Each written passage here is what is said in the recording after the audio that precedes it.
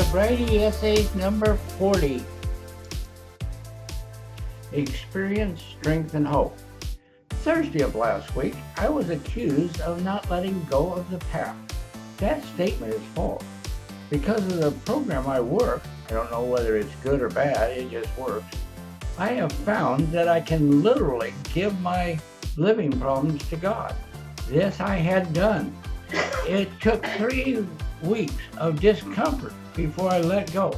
I be comfortable again with me.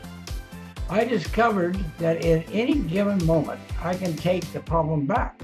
That's exactly what had happened last Thursday.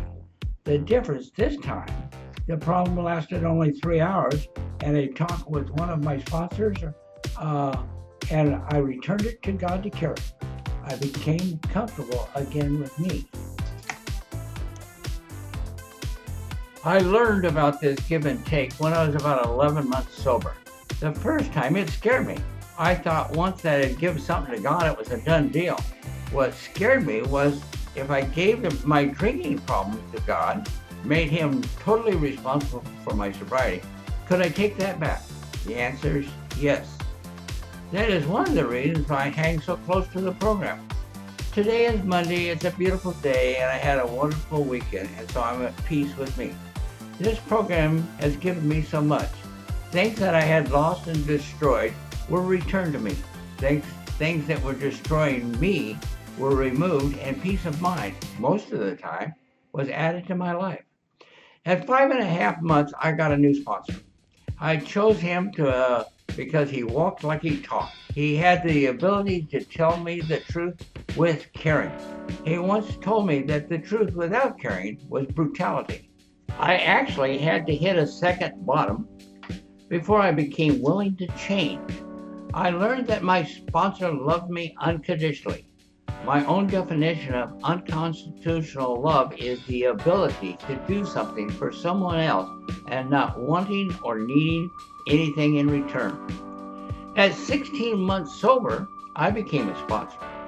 I have been a sponsor many times during the past 38 years, and about 10 or 12 of the guys still call me sponsor. Some stay in close contact, others have built their own support group. Some just know that I'm here. Each one of them has their own program. They know that I love them unconditionally. At first I began to question why would these guys ask me to be their sponsor? And I asked that question to my sponsor. My sponsor said, they obviously see something in you that you do not see in yourself. Others still see things in me that I don't see in myself. I learned to risk the loss of a friendship in telling someone the truth. Again, the truth without caring is brutality. It is important that one of my friends comes to me and asks me for help that I make no decisions for them. I limit my response to sharing experience, strengths, and hopes. If someone was to tell me what to do, I generally got a resentment, though sometimes I need to be told. No one tells me what meetings I should go to, how I should run my program. I talk about what I've done, what I do, and admit when I don't have the answer. If all else fails, I give them the cover-all answer. Don't drink, go to meetings, and the solution will come.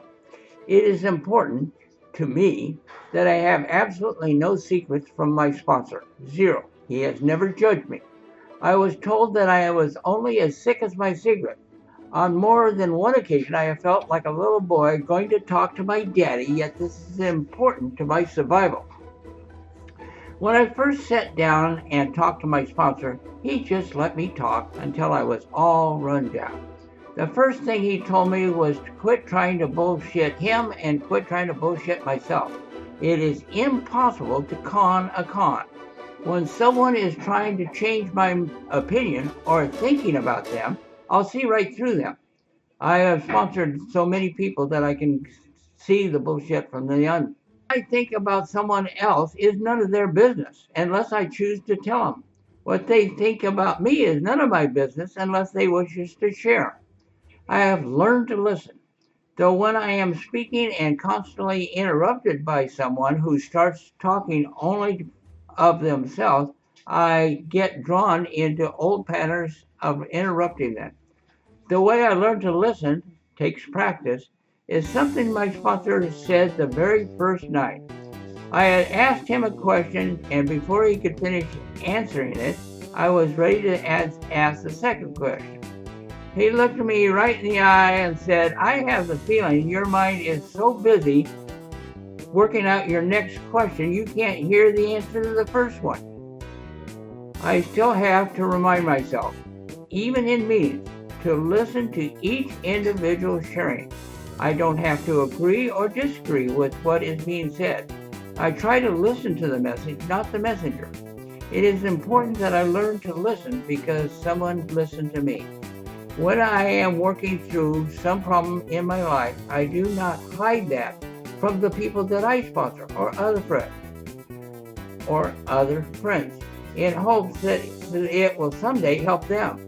I let them see what I do to work this program and find a solution to my living problem. This program has not given me a single answer to any of my living problems. It has given me solutions to my living problems. I must put myself into the solution and come up with my own answers. I have 5 basic solutions that so far have answered every problem that I have faced in sobriety. Number 1, don't drink. 2, go to meetings. 3, work the steps. 4, call my sponsor. 5, work with others. Early in sobriety, I was told to get in touch with my gut level feelings. It is amazing that I have done that. If I become comfortable, there is a tightness in my gut.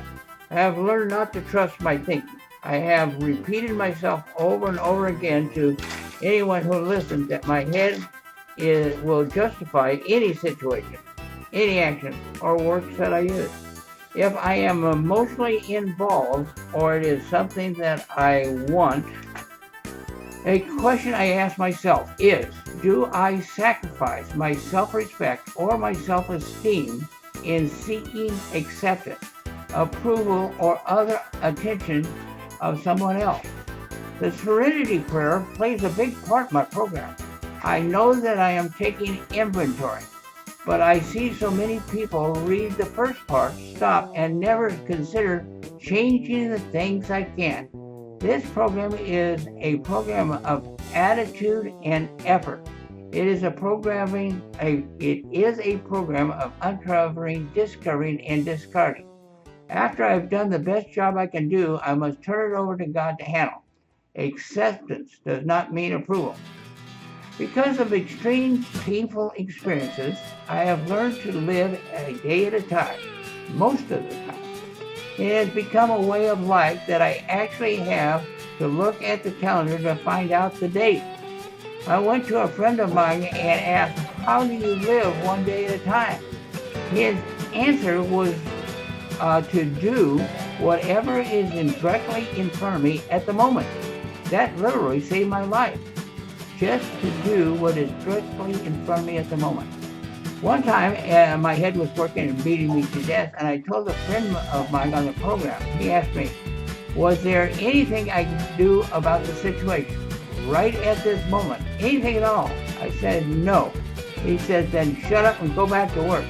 It made me angry, very angry. Yet I became okay. I got back to work and I got involved in my job. My friend was right. Questions I must ask myself on a regular basis. 1, am I being honest with myself and others? Number 2, am I using someone at the expense of my own self-respect? 3, do I practice principles, not personality? 4, what are my motives and where is my spirituality when working with others?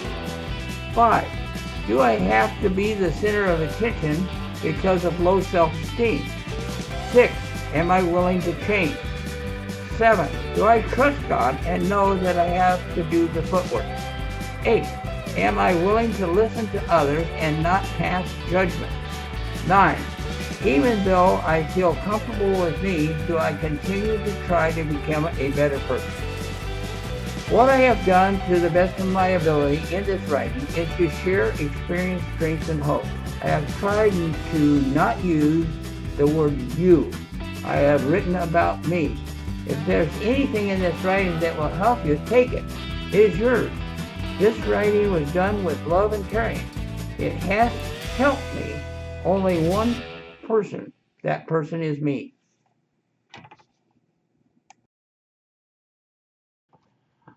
Chuck H. Sobriety date April 19, 1984.